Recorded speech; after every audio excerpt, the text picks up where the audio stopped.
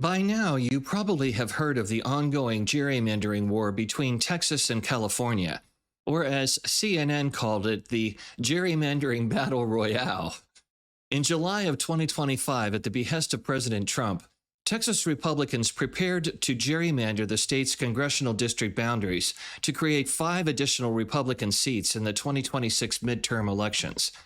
In response, more than 50 Democratic lawmakers fled the state in an effort to prevent a vote on the measure, but Governor Abbott eventually signed the new congressional map into law on August 29th of 25.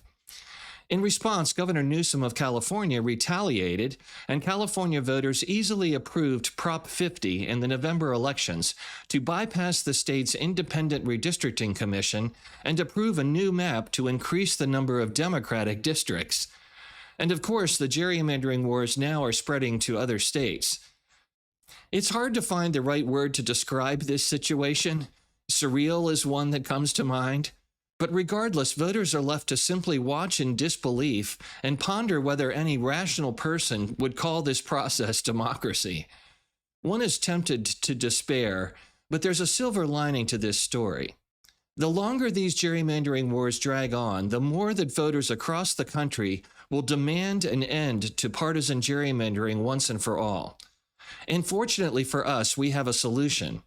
And it's independent redistricting commissions like the one they have in California, right? Wrong. As the California experience has shown, the Independent Redistricting Commission completely failed to prevent a retaliatory gerrymander. Instead, the only true way to end partisan gerrymandering is to adopt a proportional voting system with multi-member districts. Stay tuned.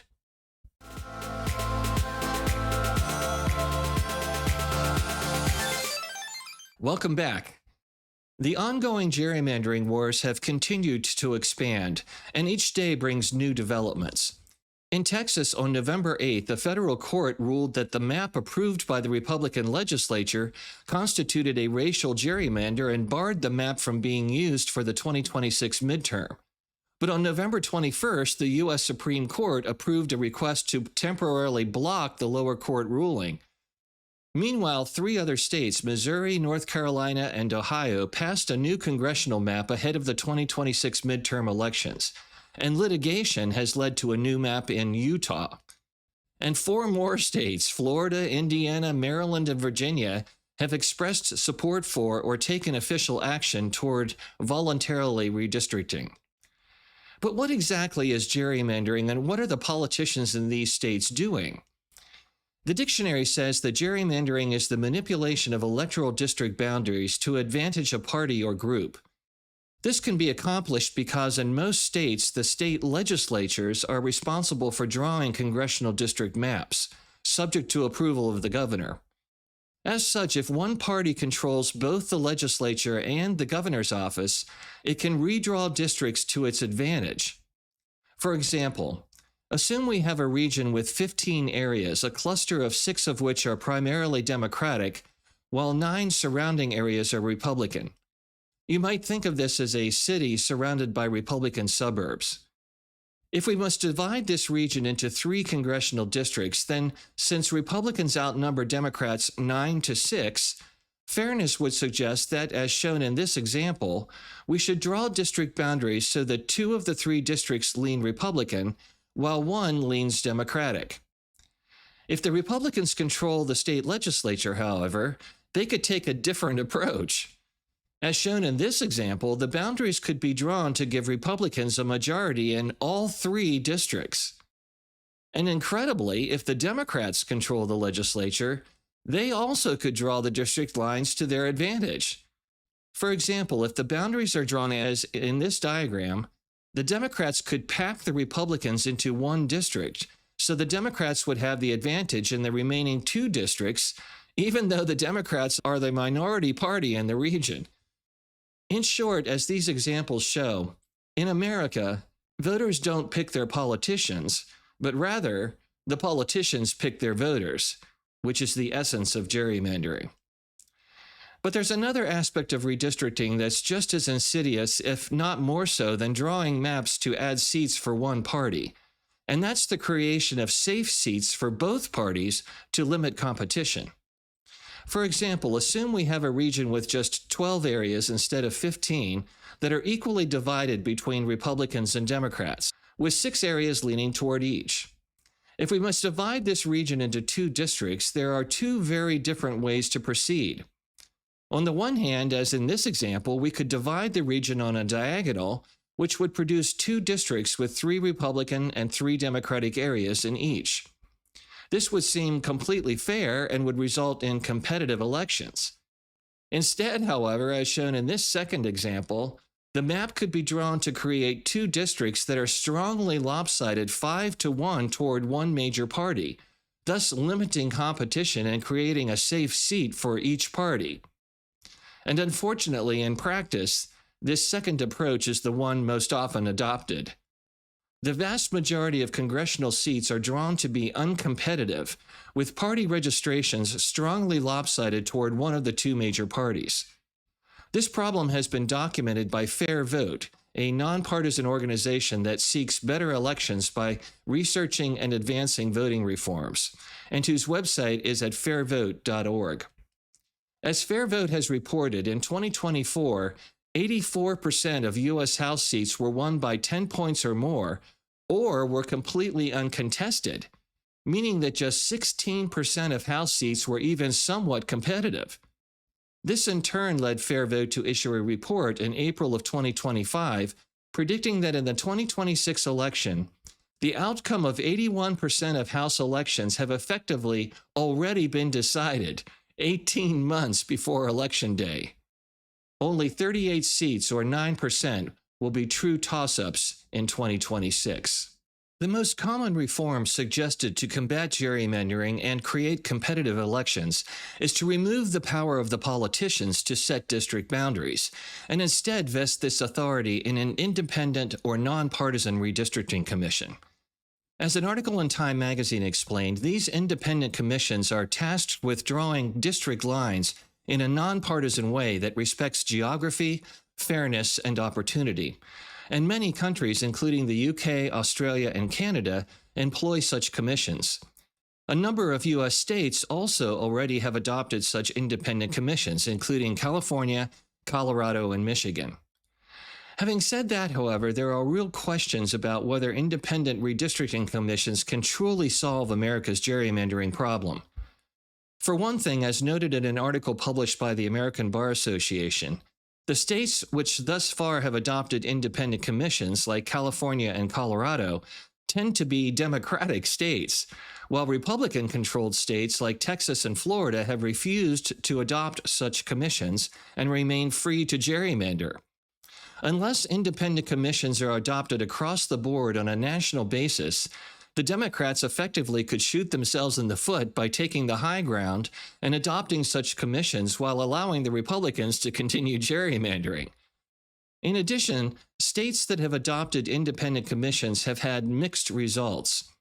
The California Commission, for example, was viewed as a model approach, only to have its commission completely circumvented by Prop 50 and the gerrymandering wars.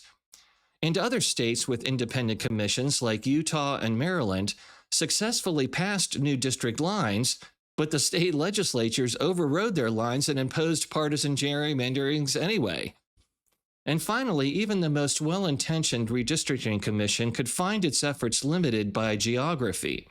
Some states in the West, for example, are so strongly lopsided towards the Republicans, and some cities like New York City are so strongly Democratic, that it's difficult, if not impossible, to draw boundaries to create truly competitive districts. The real crux of the problem, however, isn't the challenge of drawing fair maps, but rather the limitations of the U.S. winner-takes-all plurality voting system that enables gerrymandering in the first place and that ultimately is undemocratic. How so, you might ask? Well, in the U.S., candidates are elected one at a time in single-member districts, and the candidate with the most votes wins. This may sound perfectly logical, but if you think about it, a candidate can win without receiving a majority vote. And what's worse, if you vote for a losing candidate, your vote effectively is wasted. For example, in a congressional race, if the Republican gets 45% of the vote, the Democrat gets 35%, and a third-party candidate like a moderate party candidate gets 20%, then the Republican will win the election outright despite receiving only 45% of the vote. In fact, a majority of the voters in this district, a total of 55%, actually voted against the Republican winner. This not only seems undemocratic, but also results in a lot of wasted votes, since none of the people who voted for the Democratic and moderate party candidates will have their views represented in Congress. You would think that in a true democracy, all voters would have at least some say in how they are represented, but not so in the U.S. In contrast, most European democracies use a different voting system called proportional representation. There are several variations of this system, but each uses a multi-member district format. Instead of electing representatives one at a time in small single-member districts, these countries have larger multi-member districts and elect representatives for each district in proportion to the vote that each party received in the district. For example, my home state of Florida currently has 28 congressional districts, each of which elects one representative. Instead, Florida could have just 5 larger districts, each of which would elect 5 or 6 representatives. Each party would nominate the number of candidates to be elected in the district, and the winners would be determined by the proportion of the vote that each party received. For example, a sample ballot for a 6-member district might look like this. Each party would nominate 6 candidates. Voters would vote for just one candidate, just as they do now, but their vote would count not only for that specific candidate, but also for that candidate's party. Using this system, if 50% of the people in this 6-member district vote for a Republican, 33% for a Democrat, and 17% for a moderate party candidate, then the Republican Party would win 3 of the 6 seats in the district. The Democrats would win 2 seats, and the moderate party would win 1 seat. The actual candidates who would fill these seats would be based on the number of votes that each candidate received. For example, where the Republicans received 50% of the vote and therefore won 3 of the 6 seats, the top 3 vote getters on the Republican list would be the winners. And where the moderate party received 17% of the vote and therefore won 1 of the 6 seats, the winner would be the top vote getter on the moderate party list. In this way, then, proportional voting is far more democratic than the U.S. winner-takes-all system because there would be far fewer wasted votes. Nearly all voters, including even the minority in the moderate party, would help elect a candidate they support and have their views represented in the district. And moreover, proportional voting would completely eliminate gerrymandering. With larger districts, it would be much more difficult to draw boundaries that are strongly lopsided toward one major party, and even if somehow that could be accomplished, it wouldn't matter, because representatives would be elected in the district in proportion to the vote that each party received, so the minority party would still be represented.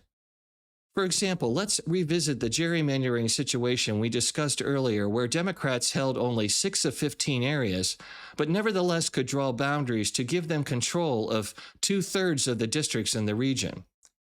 This tactic only works, however, if we're using the U.S. winner-takes-all plurality voting system, where representatives are elected one at a time in small single-member districts.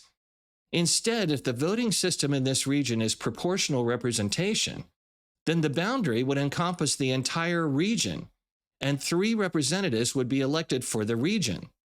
With 9 Republican areas in the region and only 6 Democratic areas, we could expect the Republicans to elect 2 representatives and the Democrats to elect 1, in proportion to the overall party registrations in the district. Makes sense, right? So if proportional representation with multi-member districts is so straightforward and would eliminate gerrymandering, why hasn't it gained more attention? Well, for one thing, of course, the 2 major parties in the U.S. are entrenched, and neither the Democrats nor Republicans are inclined to make changes that might encourage third parties or remove their power to gerrymander safe districts for their incumbents. But apart from that, there also hasn't been a groundswell of public opinion pressing for reform, at least until now. In the wake of the ongoing gerrymandering wars, there are clear signs that the public has had enough. As the gerrymandering wars were heating up in August of 2025, polling by YouGov found that a large majority of Americans, 76%, said gerrymandering is unfair and a major problem, and 69% said it should be illegal. Polling by Reuters had a similar result, where 55% of those surveyed opposed partisan redistricting, and 57% feared that American democracy is in danger. And even in Texas, where the gerrymandering wars began, the Texas Tribune reported a statewide survey which found that only 1/3 of Texans approved of the GOP-led effort to redraw the state's congressional map. Having said that, there is one more poll I feel inclined to mention. As reported by The Hill, there is broad opposition to gerrymandering, but there sometimes is a caveat. Some polls show that voters of both parties approve of gerrymandering if it's done in retaliation when the other party does it first. Now, I mention this because, in my view, the answer to gerrymandering is not more gerrymandering. The answer, as we just reviewed, is to adopt a proportional representation voting system with multi-member districts, which is the only true way to put an end to partisan gerrymandering once and for all. Thanks for watching.